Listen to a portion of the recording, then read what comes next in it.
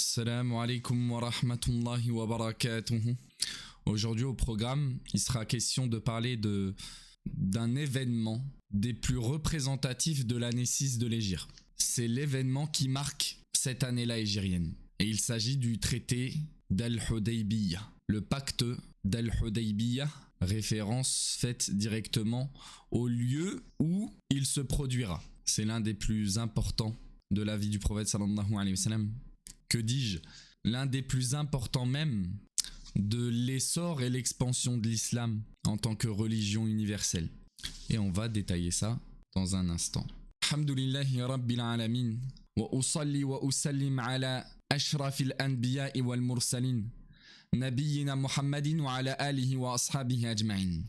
Amma ba'd. Le pacte d'Al-Hudaybiyah, le traité d'Al-Hudaybiyah entre Quraysh et les musulmans. Voyons ça en détail. Nous avions eu l'occasion ensemble d'en terminer avec ce qui était relatif à la bataille de Qurayza et juste avant la bataille des coalisés de l'Ahzab. Le prophète sallallahu alayhi wa sallam, après en avoir terminé avec ces deux grandes batailles-là, il mettra en place de multiples expéditions, plus d'une dizaine, entre cet événement-là et ce que l'on doit traiter aujourd'hui, à savoir Al-Hudaybiyah. Donc dans cette période-là, c'est de nombreuses offensives qui sont lancées. Rappelez-vous, le prophète sallallahu alayhi wa sallam, il a dit après cette bataille-là, Al-Ana narzuhum wa la yarzunana. C'est une nouvelle ère qui commence pour les musulmans, c'est une ère offensive. Après avoir patienté longuement, maintenant c'est à nous d'attaquer. Pas injustement, dans le but, dans un premier temps, de dissuader les potentielles attaques. Chaque fois qu'ils entendent parler d'une potentielle attaque, c'est eux qui attaquent les premiers. Mais aussi dans un but aussi de découverte du territoire, de conquête un peu du territoire en vue d'alliance aussi avec des tribus dans la péninsule, etc. etc.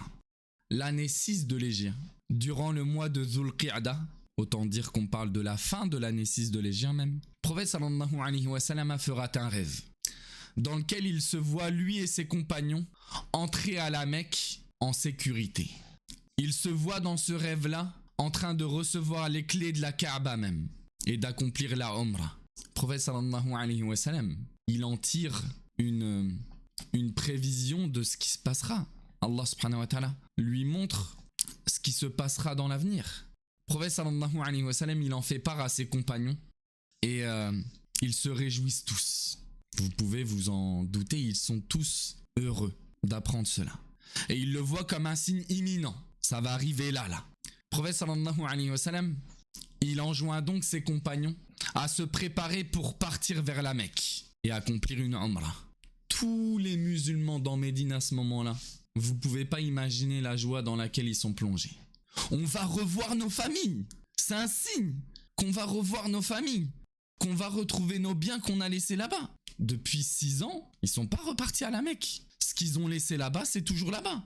Les membres de leur famille qui n'ont pu partir, ils sont là-bas. Et ils n'ont jamais pu, ne serait-ce que revoir la Mecque. Cette terre qu'ils ont quittée avec grande tristesse. Rappelons les hadiths du prophète sallallahu alayhi wa sallam. Lorsqu'il quitte la Mecque, alors qu'il la quitte du regard, c'est ces derniers instants où il la voit. Il dit on m'a fait sortir de toi. Je me sépare de toi et c'est pas de mon propre gré que je me sépare de toi. Le prophète sallallahu alayhi wa sallam, il mobilise ses troupes. L'idée c'est pas de faire la guerre, mais de quand même amasser un certain nombre d'hommes pour partir là-bas quand même. Faut être assez nombreux pour éviter que l'on s'en prenne à nous. Donc l'idée, on va être tellement nombreux qu'en fait ils vont se plier à nous, ils vont nous laisser rentrer, faire la Umrah. Et puis voilà. Le prophète sallallahu alayhi wa sallam, il arrive à réunir 1400 hommes et il part en direction de la Mecque. Il est accompagné de sa femme Salama radiyallahu anha. Il désigne comme lieutenant à Médine Numayla ibn Abdillah, un de ses compagnons pour s'occuper des affaires de Médine. Il emporte avec lui les bêtes à sacrifier pour la Umrah et il part. Arrivé à Dhul Hulayfa, c'est un endroit à l'époque où là, extérieur de Médine. Donc il arrive à Dhul Hulayfa. Est venu pour lui le temps d'accomplir la prière du Dhuhr dans un premier temps. Puis d'entrer dans cet état que l'on appelle l'état de sacralisation. c'est le début de la Umrah, si tu préfères. On passe par un miqat pour entrer dans cet état-là de sacralisation, pour commencer les rites de la Umrah. Peut-être qu'un jour on arrivera jusqu'à là dans la série de cours sur la jurisprudence, c'est pas très dur à comprendre. À ce lieu-là, au miqat, il entre dans cet état-là de sacralisation dans lequel des choses lui sont donc à partir de maintenant interdites. C'est ça que ça veut dire. Il apporte les bêtes aussi qui seront sacrifiées pour cette occasion-là. Mais il envoie aussi un éclaireur, Busr ibn Sufyan. Il envoie un éclaireur vers Quraysh pour qu'il lui vienne avec des informations sur place. Et le prophète sallallahu alayhi wa sallam, il quitte les environs de Médine. Arrivé à un endroit qui s'appelle Ghadir al-Ashtat, l'éclaireur il revient avec des informations et il fait son rapport au prophète sallallahu alayhi wa sallam. Ghadir al-Ashtat, c'est ici. Donc on arrive à la fin du voyage, on est proche de la Mecque. Cet éclaireur qui est Busr ibn Sufyan, il revient avec des informations sur Quraysh. Qu'est-ce qui s'y trame là-bas? Ils ont entendu parler de l'arrivée des musulmans. Et Busr, il dit au prophète sallallahu alayhi wa sallam à ce moment-là, Inna Qurayshan jama'u laka jamou'an. Quraysh a rallié contre toi les Ahabish. Jama'u laka al-Ahabish. C'est un clan dont l'affiliation revient à Kinana. Ils te combattront et t'empêcheront si tu tentes d'entrer à la Mecque. Allahu Akbar. Le prophète sallallahu alayhi wa sallam, il continue sa route jusqu'à arriver à un endroit qu'on appelle Usfan. Usfan, on enchaîne les va-et-vient sur la carte, mais tant mieux. Usfan, c'est un peu plus loin. C'est ici. Donc, arrivé à Usfan, le prophète sallallahu alayhi wa sallam, il n'est pas très loin d'une cavalerie qui lui est destinée. C'est la cavalerie de Khalid ibn al-Walid, à ce moment-là encore associateur. C'est pas 100 cavaliers qui les attendent, c'est pas 150, c'est 200 cavaliers qui sont à l'affût pour leur porter une attaque fatale. Ils sont pas très loin.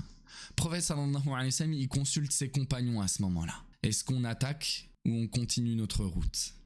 Abu Bakr radiyallahu anhu, il s'exprimera et tentera de donner son avis au prophète sallallahu alayhi wa sallam. Il lui dira: Ya Nabi Allah, ô messager d'Allah, ô prophète d'Allah, innama ji'na mu'tamirin. Nous ne sommes venus qu'avec l'intention d'accomplir la Umrah. La lam naji' nuqatilu ahadan. On n'est pas venu pour combattre qui que ce soit. Walakin man hala baynana wa bayna al-bayt qatalnahu. Mais si quelqu'un venait à s'interposer entre nous et la maison, je propose qu'on le combatte. Abu Bakr, il propose que l'on continue notre route vers la Mecque. On ne se lance pas dans une bataille avec la cavalerie de Khalid qui est préparée contre nous. C'est ça qu'il veut dire. Par contre, au moment X où l'on arrivera à la Mecque et que l'on souhaitera entrer, si on s'en prend à nous, alors ça sera la guerre. Sur la route, ça sert à rien. Et le prophète sallallahu alayhi wa sallam, il décide donc de suivre l'avis d'Abu Bakr. Il décide de suivre son avis. Et tandis qu'ils sont à cet endroit-là qu'est Usfan, l'heure de la prière arrive. Les musulmans, ils sont à ce moment-là dans le besoin de prier la prière du Dhuhr. Ils l'accomplissent, ils sont en voyage, 2 unités. Et Khalid ibn al-Walid, il n'est pas très loin. Alors qu'ils ont tous ensemble prié la prière du Dhuhr, qu'aucun homme ne s'est défilé de cette prière-là. Les 1400 hommes, au moment de la prosternation, ils étaient prosternés. Quelle a été la réaction de Khalid à votre avis? Quelle a été sa réaction? Fin stratège, à les tuer, à les attaquer. Donc, sur le coup, il n'a pas réalisé, ils ont terminé avec la prière du Dhuhr. Khalid ibn al-Walid, il dit justement à ce moment-là, قَدْ كَانُوا عَلَى حَالٍ لَوْ أَصَبْنَا غِرَّتَهُمْ. Il dit, ils étaient inattentifs. Ils se préoccupaient pas de nous. On aurait dû les attaquer par surprise. Mais Khalid, il se dit, moi je connais les musulmans un petit peu. Ils n'ont pas qu'une prière par jour. Ils en ont combien? Ils en ont 5. Et c'est bientôt l'heure de cette 3e prière-là pour eux. Bah, on va pas les louper. On n'a pas été... on n'a pas réagi assez tôt. Là, on va attendre. Allah subhanahu wa ta'ala, il accordera un bienfait immense aux musulmans à ce moment-là. Et c'est la législation de la prière de la peur. C'est à ce moment-là que la prière de la peur sera légiférée. Salatul khawf. Dont al-kayfiyya, dont le comment est un peu subtil. Il y a une manière, d'ailleurs il y a plusieurs manières d'ailleurs d'accomplir cette prière de la peur.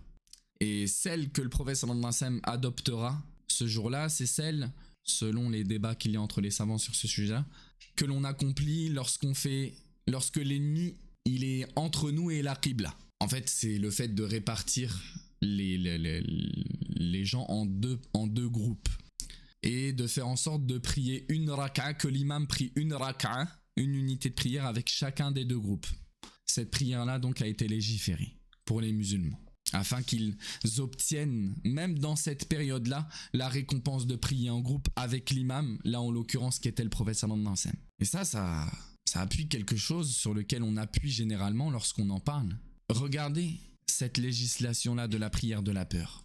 Dans un moment tel quel, la prière, elle aurait été toujours obligatoire. La prière, elle était toujours obligatoire. Et pourtant, beaucoup d'entre nous sommes laxistes par rapport à la prière. T'as pas eu besoin d'être dans une situation critique pour délaisser la prière. Eux-mêmes, dans une situation critique, ils ne l'ont pas délaissé. Et nous, dans notre quotidien, on est amené soit à l'accomplir de manière distraite, soit certains ne même pas l'accomplir du tout. Alors qu'on a même en temps de guerre une prière, une façon de prier.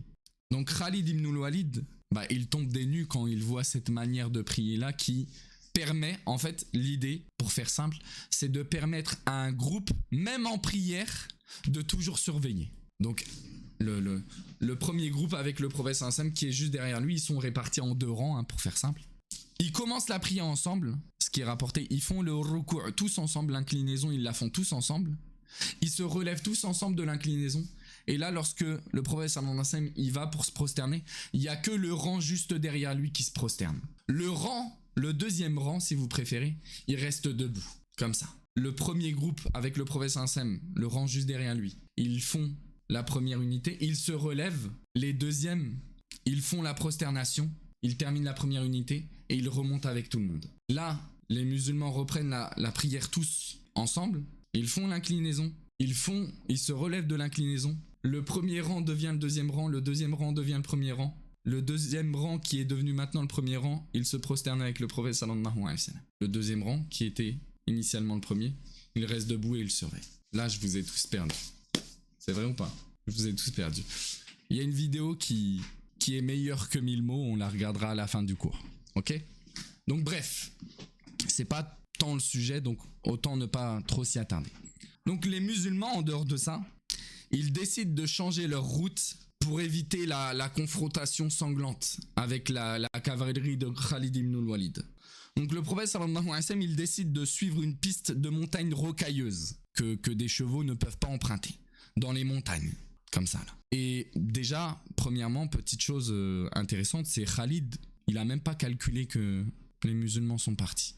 Lorsqu'il se rend compte que les musulmans ils sont partis, ils ont quitté leur position, il bat en retraite, il retourne à la Mecque, informer les gens de Quraysh de ce qui s'est passé et les avertir qu'ils sont en marche, qu'ils arrivent. Ils ont suivi une route qui n'est pas celle habituelle, mais ils arrivent. Le prophète sallallahu alayhi wa sallam, il emprunte cette route-là. Si vous préférez, attendez, j'ai une meilleure image pour vous. Donc cet endroit-là, c'est Usfan, l'endroit où le prophète sallallahu alayhi wa sallam était établi. Cet endroit-là, c'est là où Khalid ibn al-Walid il était établi avec sa cavalerie. Le prophète sallallahu alayhi wa sallam, le chemin que vous voyez en vert, c'est ce changement de route là, le col d'Al-Mirar. Mais ça a été difficile pour les musulmans d'emprunter ce chemin là, mais au moins ils ont été à l'abri de toute attaque. Et lorsqu'ils redescendent, ils arrivent non loin de Al-Hudaybiyah. Ils ne s'arrêtent pas tout de suite à Al-Hudaybiyah. Ils arrivent à cet endroit là, ils dépassent à peine cet endroit là, le col d'Al-Mirar, que le voyage est arrêté. Les musulmans sont contraints de s'arrêter. Pourquoi ? La chamelle du prophète sallallahu alayhi wa sallam, Al-Qaswa, elle s'appelle comme ça. Le prophète sallallahu alayhi wa sallam, il dit, elle s'est arrêtée, ma chamelle. Et c'est pas habituel.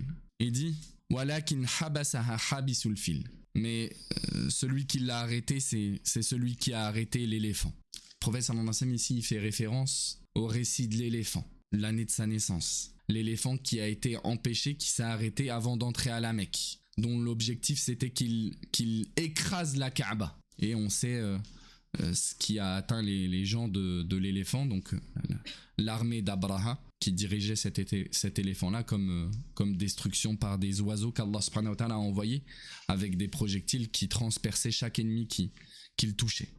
Donc, le prophète sallallahu alayhi wa sallam, il fait allusion à ce récit-là. Il dit ma chamelle, elle a été arrêtée par celui qui a arrêté l'éléphant, qui a empêché l'éléphant d'entrer à la Mecque. Donc, en fait, le prophète sallallahu alayhi wa sallam, ici, il comprend quelque chose. Que sa chamelle, elle s'est pas arrêtée pour rien. Et elle veut plus avancer. Il la force, elle veut plus avancer. Le prophète sallallahu alayhi wa sallam, il comprend qu'il faut pas qu'il aille plus loin que ça. Il ne faut pas qu'il entre à la Mecque. Donc, il se rend compte tout de suite que ses plans vont devoir changer. Et en réalité, la sagesse, elle est immense dans ce fait-là. C'était que les gens de Quraysh, ils étaient vraiment décidés à ne pas laisser entrer les musulmans. Si les musulmans tentaient de rentrer, comme le prophète Sem était en train de le planifier, ça allait être un bain de sang. Les musulmans peut-être seraient sortis victorieux, on le saura jamais. Mais Allah subhanahu wa ta'ala en a décidé autrement. Pour quelle sagesse ? À la Mecque, il y a toujours des croyants. Il y a toujours des croyants et des croyantes qui dissimulent leur foi, qui sont tellement faibles qu'ils n'ont pas pu quitter la Mecque. Si cette guerre éclatait à la Mecque, peu ne s'en faut que des musulmans soient touchés, que des musulmans tuent d'autres musulmans. Il y a une deuxième raison à ça, c'est celle qu'Allah subhanahu wa ta'ala cite justement dans Surat al-Fath, Surat la victoire. Allah subhanahu wa ta'ala, il dit, sans ces quelques croyants et croyantes qui étaient inconnus, qui vous étaient inconnus à la Mecque, et que vous auriez pu fouler avec vos pieds sans le savoir, ce qui aurait été une action coupable, un péché, Allah vous aurait ordonné d'attaquer les Mécois ce jour-là. Mais ce n'a pas été le cas. Justement, la chamelle s'est arrêtée en tant qu'indication, n'allez pas plus loin. Liyudkhilillahu fi rahmatihi man yasha. Allah subhanahu wa ta'ala, il continue, il dit, il en fut ainsi, vous avez été bloqués, pour qu'Allah fasse entrer dans sa miséricorde celui qu'il veut. Pour qu'Allah fasse rentrer dans sa miséricorde qui il veut. C'est la deuxième raison, c'est que ne pas combattre ce jour-là à la Mecque et du coup tuer potentiellement beaucoup de personnes, ça a été une raison pour qu'Allah subhanahu wa ta'ala guide qui il veut parmi les gens le jour de la conquête de la Mecque, quelques années plus tard, 2 ans plus tard. Alerte spoil, comme ils disent. Mais combien de gens se sont convertis à l'islam après ce traité d'Al-Hudaybiyah dont on parle aujourd'hui? Combien de gens, même s'ils ne se sont pas convertis, ont enfanté des gens qui ont fini par se convertir à l'islam?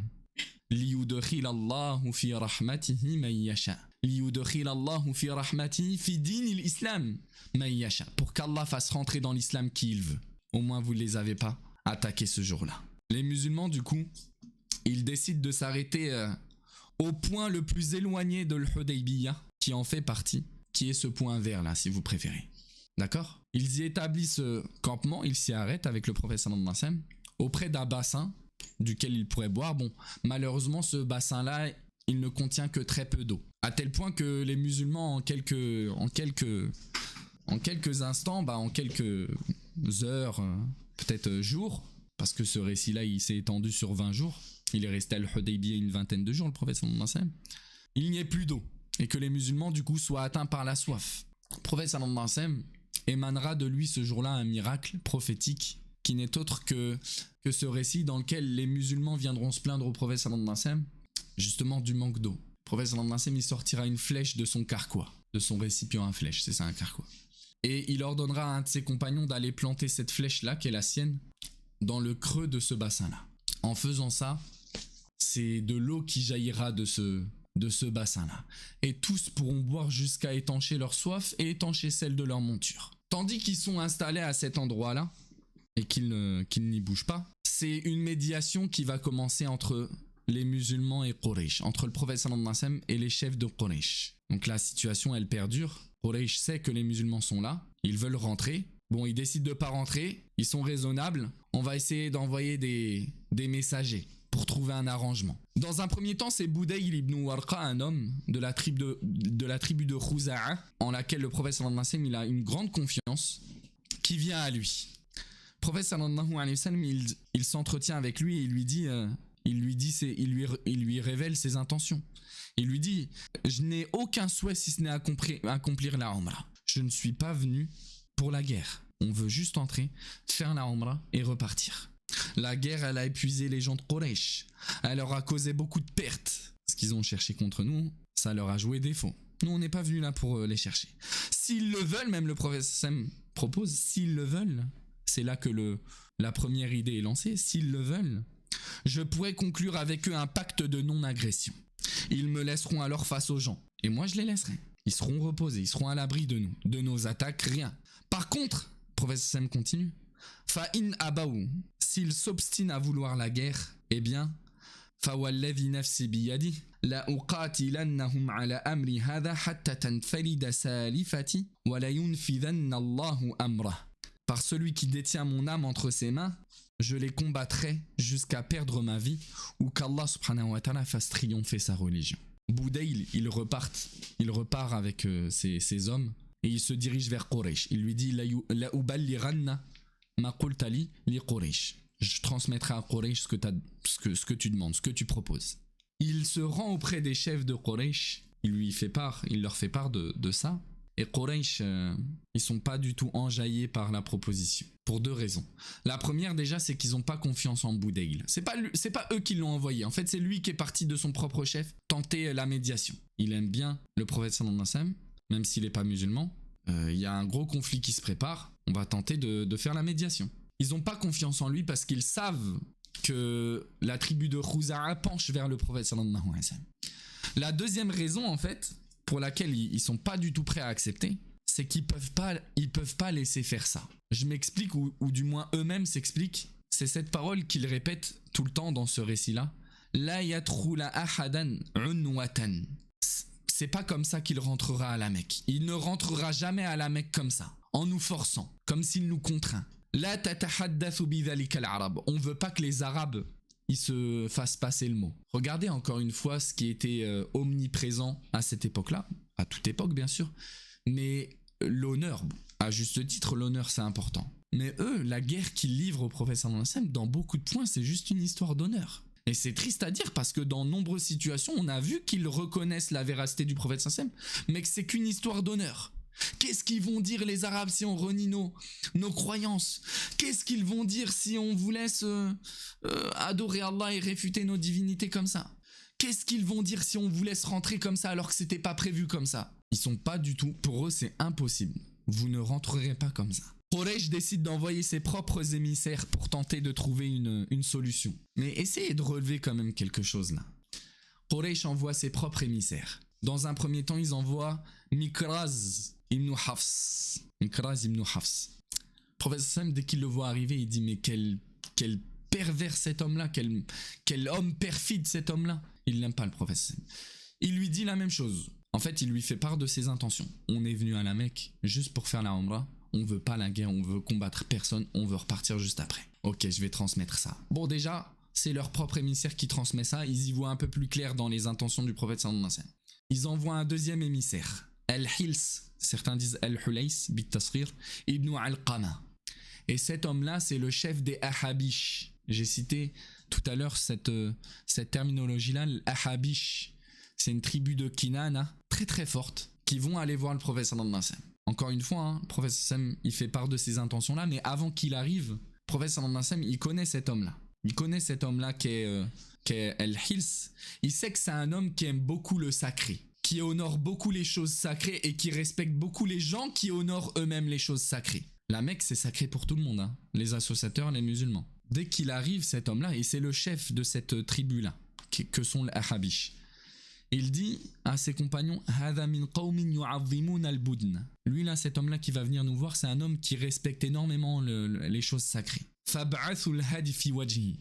Montrez-lui nos bêtes que l'on compte sacrifier, pour qu'il voit bel et bien que nous on rigole pas avec ça. On va pas mentir. On n'est pas en train de mentir pour tenter d'entrer à l'intérieur et après attaquer de l'intérieur, faire un cheval de Troie. Non. Dès que Al-Hils il voit ça, il dit Subhanallah.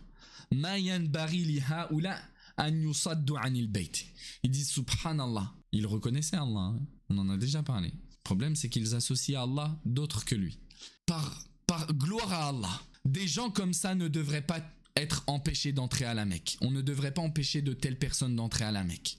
Al-Hils, il revient vers Quraysh. Et il y a une discussion très intéressante qui a lieu entre eux ce jour-là. Donc il leur dit, il est venu seulement pour faire la Umrah. Pas rien de plus. Laissez-le rentrer, lui et ses compagnons. Quraysh ils lui disent Ijlis fa innama anta a'rabiyyun la ilma lak. T'es qu'un bédouin. Assis-toi et tais-toi. Tu connais rien. Faghadiba al-Hils. Hils il s'est mis en colère. Il s'est mis dans un état. Il voyait rouge. Il dira Wallahi ya ma'ashara Quraysh. Ma ala hadha halafnakum.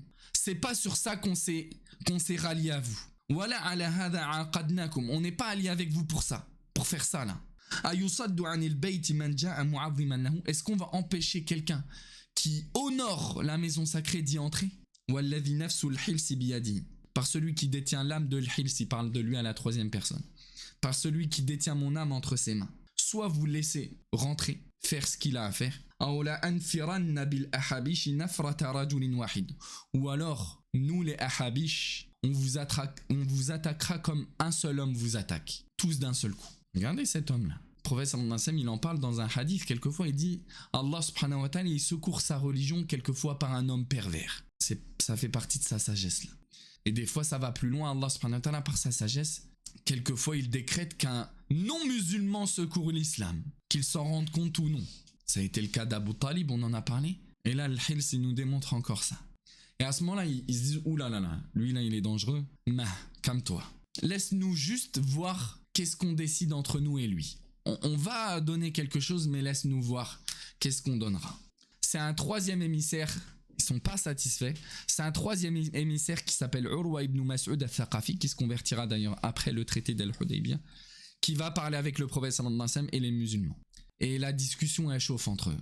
Urwa ibn Mas'ud, il s'entretient avec le prophète sallallahu alayhi wa sallam avec des termes très très durs. Il lui dit ces paroles-là.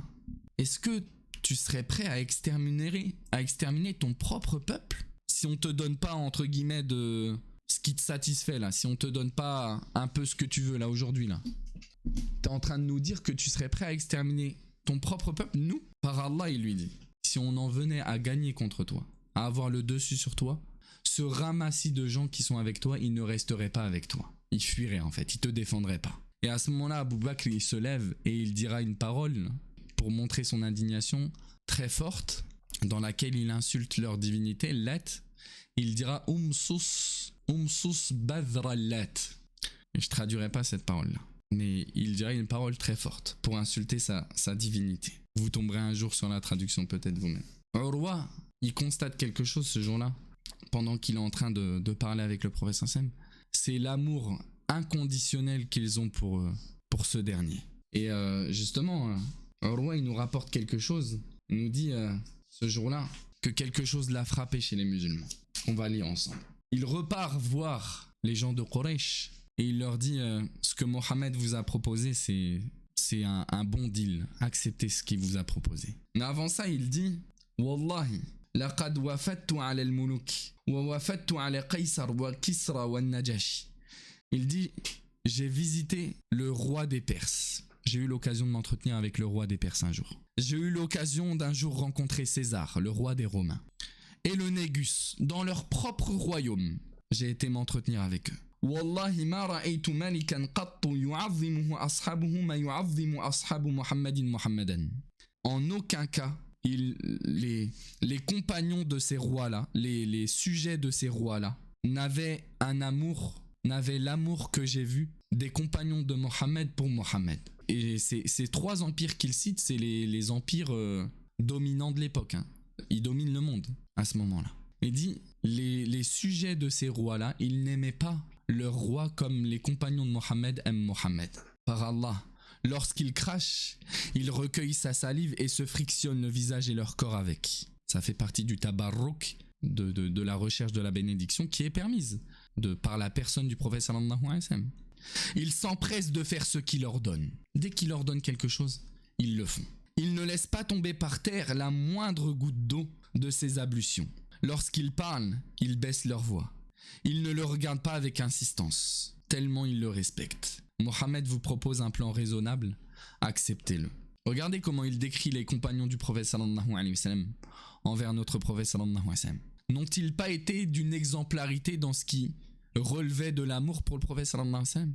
N'ont-ils pas le mieux aimé le prophète sallallahu alayhi wa sallam et manifesté cela et prouvé cela par leurs actes et leurs paroles? On devrait chercher à s'inspirer de ces modèles-là, qui lorsque le prophète sallallahu alayhi wa sallam ne serait-ce que faisait quelque chose, il cherchait à le faire aussi. avant même de savoir obligatoire, pas obligatoire, il le faisait. Nous, dès qu'on voit quelque chose qui vient du prophète sallallahu alayhi wa sallam, est-ce que c'est obligatoire ou pas obligatoire? Et attention, il y a une part de légitimité dans le fait de chercher à savoir ça. Eux, ils cherchaient à savoir ça aussi. Mais pour savoir, voilà, ça, si je le délaisse, mon adoration, elle est valide. Si quelqu'un de mon entourage le délaisse, son adoration, elle est valide. Pas pour qu'il le délaisse. Nous, on apprend ce qui est obligatoire, ce qui est sunna, pour délaisser tout ce qui est sunna. Les compagnons du prophète sallallahu alayhi wa sallam, ils aimaient le prophète sallallahu alayhi wa sallam comme personne. Et ils prouvaient ça par leurs actes dans le fait de le suivre. Ils n'allaient pas jusqu'à innover soi-disant par amour. Ils l'ont aimé comme personne, pourtant ils sont pas venus avec des innovations comme le Maoulid, soi-disant fêter la naissance du prophète sallallahu alayhi wa sallam. Et si ça avait été légiféré, ils t'y auraient précédé. Mais ils n'ont pas fait. Suffit. Pour ça, Hudhayfa, il dit Kullu ibadatin lam yata'abbad biha ashabu Muhammadin sallallahu alayhi wa sallam fala tata'abbadu lillahi azza wa jal biha. Toute adoration par laquelle les compagnons du prophète sallam ne cherchent pas à adorer Allah, ne cherchent pas à adorer Allah avec. J'ai rencontré ces rois-là et ils n'aimaient pas leur roi comme j'ai vu les compagnons de Mohammed aimer Mohammed.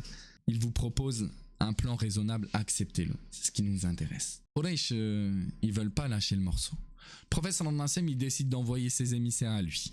Il envoie dans un premier temps un homme qui s'appelle Khirash ibn Umayya. Son rôle sur place, le prophète sallam lui ordonne d'encore une fois insister sur les intentions du prophète sallam. On veut juste la Umrah, pas la guerre.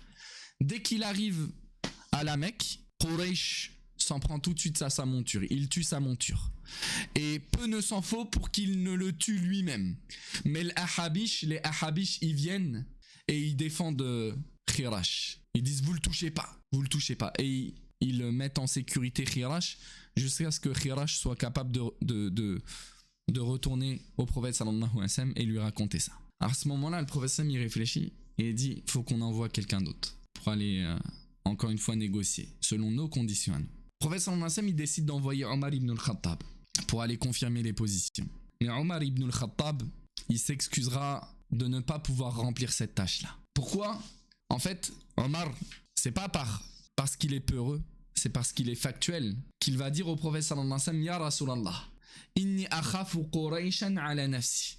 Je crains Quraysh pour ma propre personne. Et Omar, c'est quelqu'un de courageux, il n'y a aucun doute, gardez cette image de lui. Mais c'est pas quelqu'un d'invincible.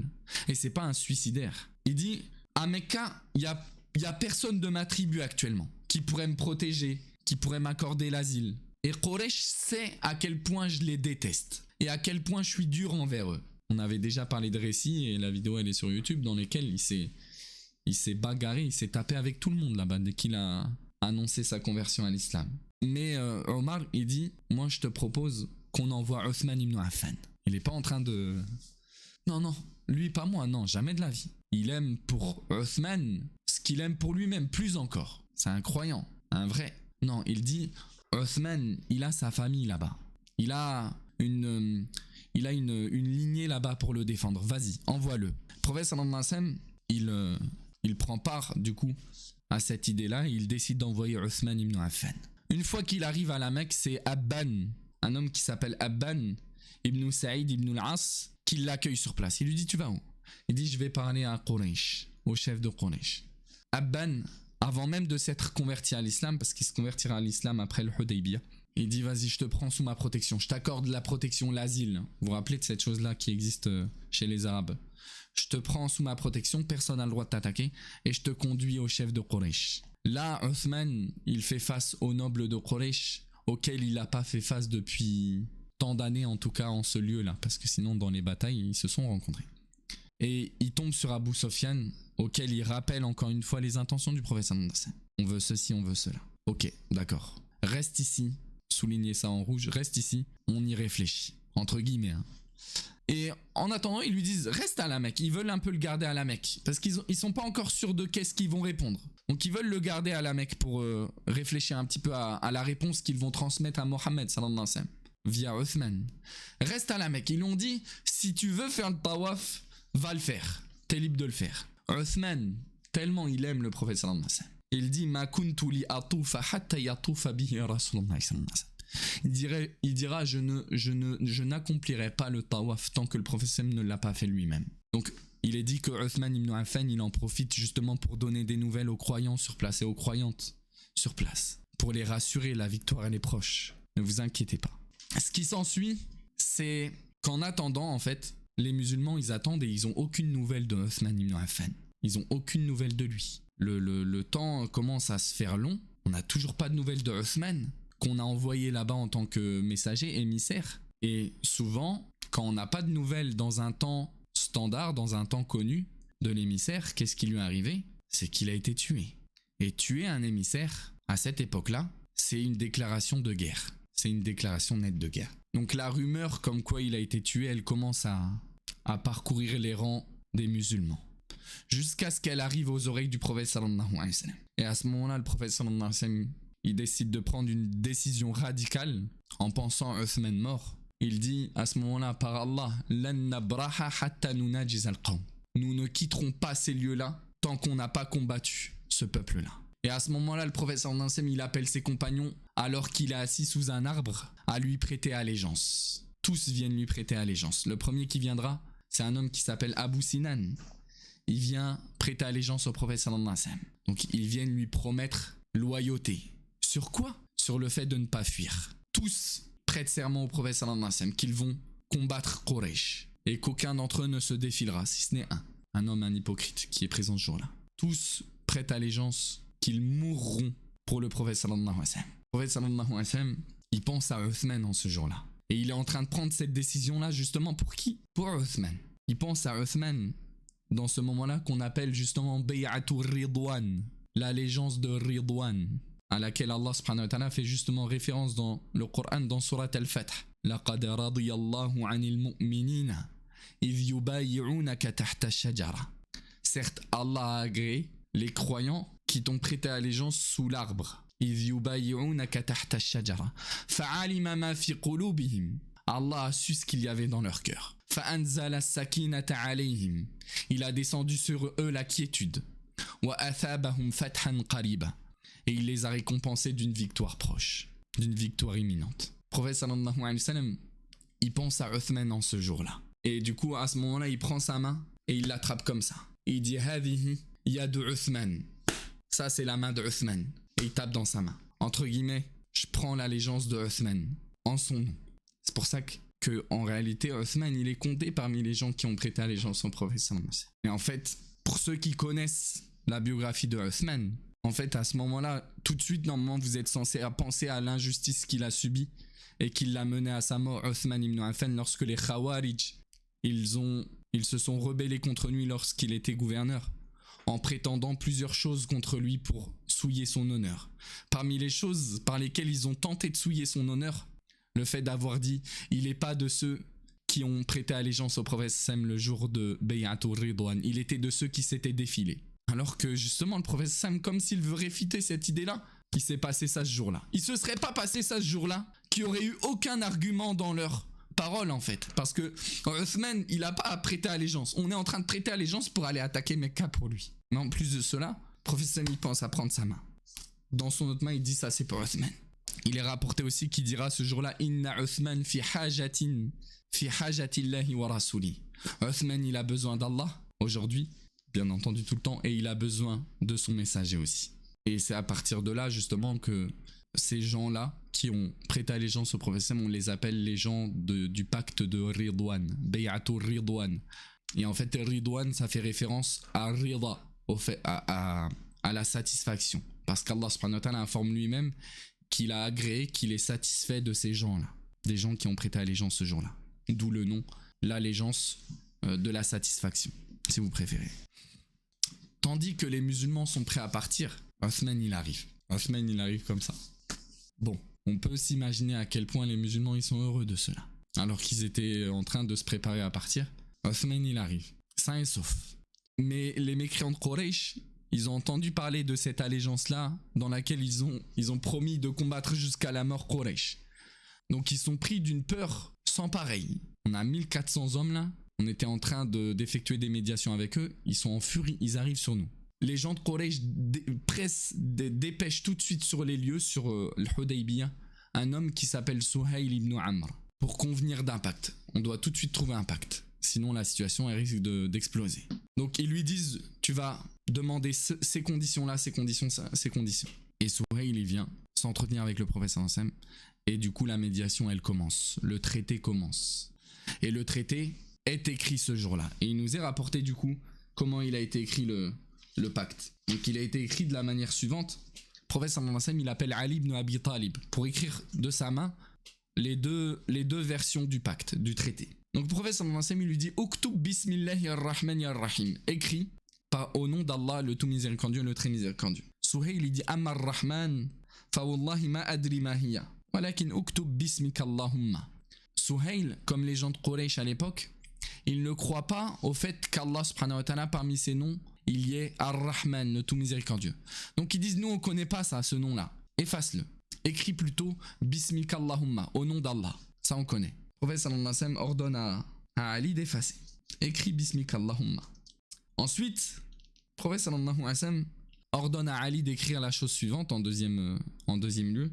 Hadha ma qada alayhi Muhammadun Rasulullah Suhayl ibn Amrin.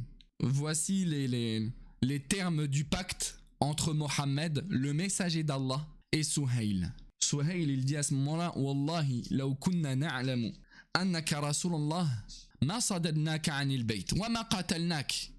Si on savait que tu étais le messager d'Allah, on t'aurait pas empêché d'entrer à la Mecque et on t'aurait pas combattu. Écris plutôt, Suhayl demande ça, écris plutôt, voilà ce que Mohammed ibn Abdillah a décidé. Le prophète sallallahu alayhi wa sallam, il dit à Ali, Umhu, efface Rasulullah. Même si vous ne croyez pas au fait que je suis le messager d'Allah, je le suis. Ali efface. Ali, il veut pas effacer. Ali veut pas effacer. Il dit, Wallahi la amhuha. Wallah, j'effacerai pas. J'effacerai pas. Dans certaines versions, dans une version apportée par Al-Bukhari, Ali, il dit, Wallahi la amhuka abadan. Wallah, je t'effacerai jamais. Le prophète il dit montre-moi où c'est que c'est écrit. Rasulullah, si toi tu veux pas effacer, montre-moi où c'est écrit. Et le prophète il sait pas lire, il sait pas écrire. Montre-moi juste les mots où c'est écrit. Ali lui montre. Et le prophète il l'efface de sa propre main. Ce qu'il y avait écrit. De sa propre main, il efface ces termes-là. Rasulullah. Et ça aussi, normalement, ça doit vous faire penser à quelque chose. Justement, un événement dans lequel Ali intervient pendant son califat aussi. Dans son combat contre les Khawarij. Al-Hakaman. L'histoire avec les deux arbitres. Un du camp de Ali et un du camp de Muawiyah. D'ailleurs, le prophète Sam en fait allusion ce jour-là.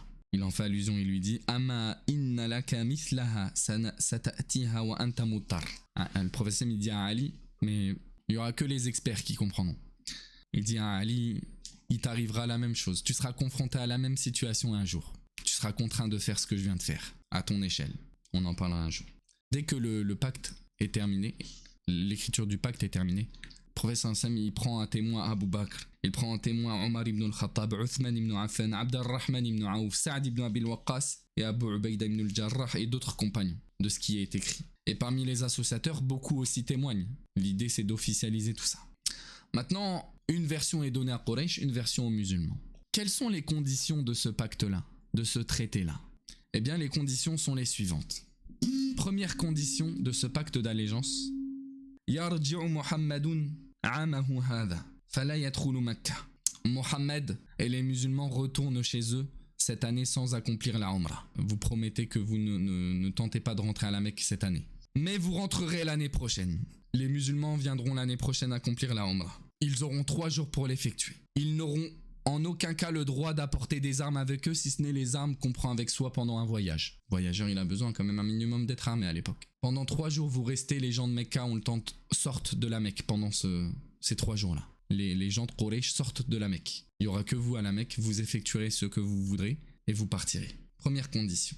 Quraysh n'aura pas le droit de vous nuire d'une quelconque manière. Deuxième condition. La guerre sera suspendue pour 10 années. Pendant 10 ans, on ne se livre pas à la guerre. Troisième condition, quiconque souhaitera s'unir à Mohammed parmi les tribus, il pourra le faire. Et quiconque souhaitera s'allier à Quraysh pourra le faire. Toute agression contre une tribu qui a rejoint tel ou tel groupe, c'est considéré comme une attaque à Quraysh ou une attaque à Mohammed. Quatrième condition, si un membre de Quraysh se réfugie auprès de Mohammed à Médine sans l'autorisation du tuteur de la famille de cette personne qui fuit, il devra être renvoyé à la Mecque. En gros, toute personne qui se convertit à l'islam, qui fait partie de la Mecque et qui vient à Médine sans l'autorisation de sa famille, les musulmans ont l'obligation à Médine de le renvoyer à la Mecque. Est-ce que vous réfléchissez à cette condition-là? Si quelqu'un se convertit à l'islam, vous devez nous le renvoyer. chez nous. Retenez ça. Par contre, si un partisan de Mohammed rejoint Quraysh, il ne sera pas renvoyé à Médine. Et ça, c'est une condition qui va beaucoup déplaire aux musulmans. Vous pouvez vous en douter. Elle déplaît à tout le monde. Elle déplaît à tout le monde. Mais c'est un pacte de paix. C'est un traité de paix. Et on va en parler dans un instant. Ce pacte-là se concentrera sur ces conditions-là. Et tandis qu'ils sont en train de signer le pacte, justement, vient le temps à la 4e condition d'être déjà appliqué. Un homme qui s'appelle Abu Jandal, c'est la fin du récit, hein, ne vous inquiétez pas. Un homme qui s'appelle Abu Jandal, qui n'est autre que le fils de Suhayl ibn Amr, l'homme qui est venu signer l'accord, le traité avec Mohammed sallallahu alayhi wa sallam. Il vient, Suhayl, Abu Jandal, alors que il est blessé, il est menotté. Et il arrive à se faufiler devant les musulmans en informant devant tout le monde, devant son père, devant le prophète qui s'est converti à l'islam. Et qu'il est châtié extrêmement durement depuis qu'il s'est converti à l'islam et que ça s'est fait savoir. Et il est châtié par son père. Et le prophète Sam à ce moment-là, il dit, on n'a pas encore vraiment signé le pacte, livre-moi ton fils. Il s'est converti à l'islam, livre-moi ton fils. Laisse-le venir avec nous. Et Suhayl, il dit, si tu fais ça, Mohammed, si tu le prends avec toi, j'accepterai pas de mettre en application ce terme-là. Et ça sera la guerre. Le prophète Sam, il insistera. Laisse-moi prendre Abu Jandal avec moi. T'as quoi à lui faire? Il est devenu musulman. T'as plus rien à vouloir de lui. Suhayl, il s'obstine, non.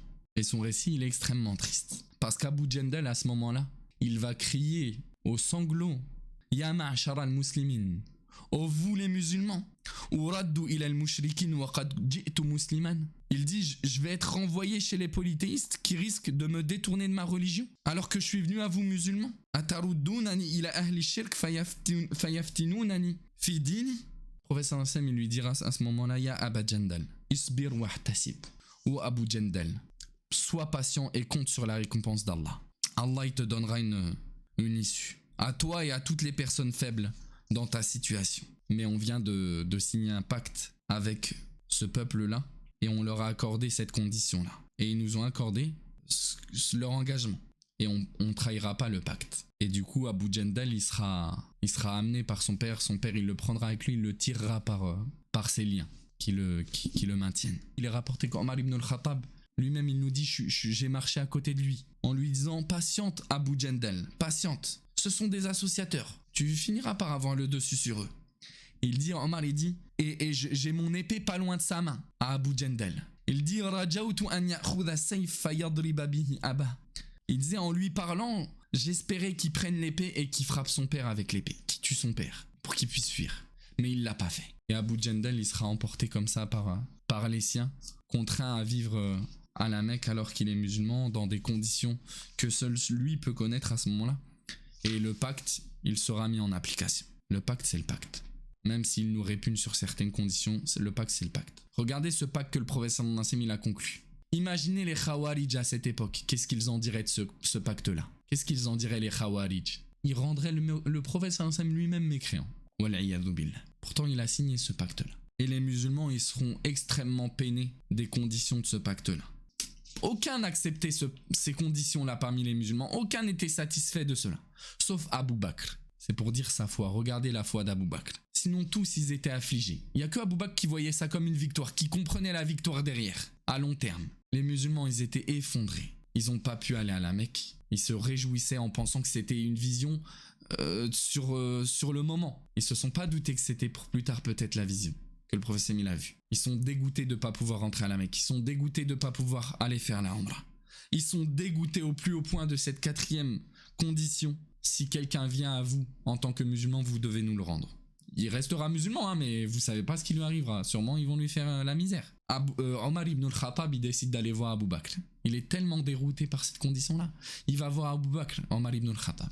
Et il lui dit à Abu Bakr, Alasna ala al-haq wa aduwuna ala al-batil. N'est-ce pas que nous sommes sur la vérité et notre ennemi est sur le faux? Abu Bakr, il dit, bien sûr que oui. Bien sûr que si. Omar ibn al-Khattab, il dit, pourquoi alors on cède à des conditions comme ça? Abu Bakr lui dit, écoute, cet homme-là, c'est le messager d'Allah, et il désobéit pas à Allah subhanahu wa ta'ala. Et Allah, il le secourra. Suis la décision du prophète, il est sur la vérité inévitablement. Le Omar ibn al-Khattab, c'est le prophète sallam qui va voir. Il lui dit Alasta nabi Allahi haqqan, n'est-ce pas que tu es le messager d'Allah? Il lui dit oui. N'est-ce pas que nous sommes sur la vérité et eux ils sont sur le faux? Le prophète sallam dit oui, c'est clairement le cas.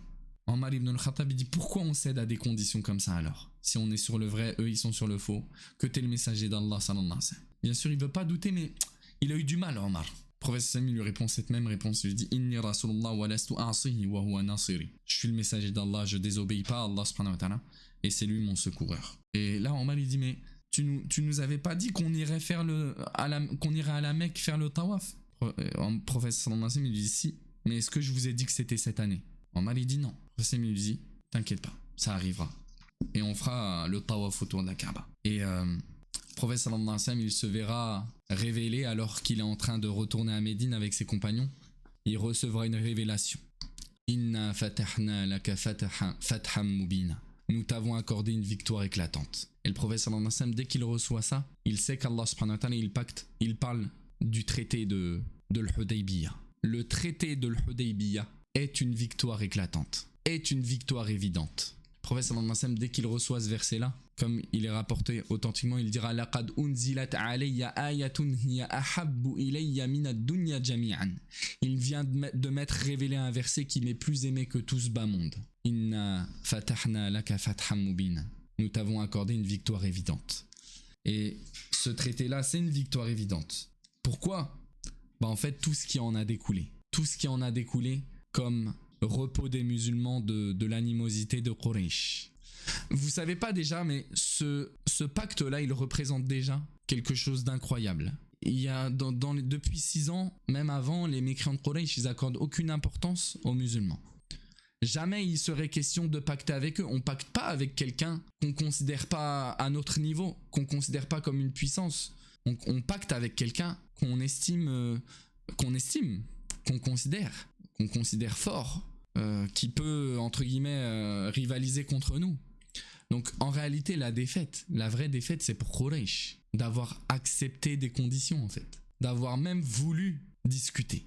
Il y a quelques mois de ça, Quraysh voulait pas discuter en fait. Quraysh ne discutait pas avec les musulmans. Quraysh dominait les musulmans.